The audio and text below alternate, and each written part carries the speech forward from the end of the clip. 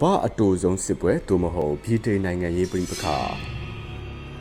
ပထမကမ္ဘာစစ်မစတင်မီ1896ခုနှစ်ဩဂုတ်လ12ရက်နေ့မှာစတင်ဖြစ်ပွားခဲ့ပြီးဗြိတိန်နိုင်ငံရဲ့အတွင်းရေးပြည်ပခါတစ်ခုပဲဖြစ်ပါတယ်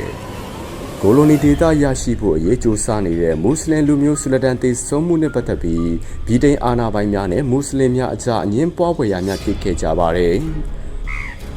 အဆိုပါအခြေအနေအရရအားမကျေနပ်သောဆူဒန်တပ်ဖွဲ့ဝင်မွတ်စလင်များအနေဖြင့်ဗြိတိန်တို့အားစတင်စစ်ကြေညာခဲ့ပြီးဗြိတိန်ကမ်းရိုးတန်းနဲ့ဗြိတိန်နိုင်ငံအတွင်းတပ်ဆွဲကအခြေအနေအရရအားပြင်ဆင်ပေးရန်တင်ပြခဲ့ကြပါတယ်။သို့တော်ညာဗြိတိန်တို့အနေဖြင့်လက်ခံစဉ်းစားခြင်းမရှိခဲ့ပဲဆူဒန်တပ်ဖွဲ့များအားတိုက်ထုတ်ရန်အတွက်အာဏာရဗြိတိန်အကြီးအကဲတဦးဖြစ်သည့်ဗိုလ်ချုပ်ကြီး Harry Robson ဦးဆောင်ကစစ်ပွဲကြီးတစ်ခုကိုစတင်စေခဲ့ပါတယ်။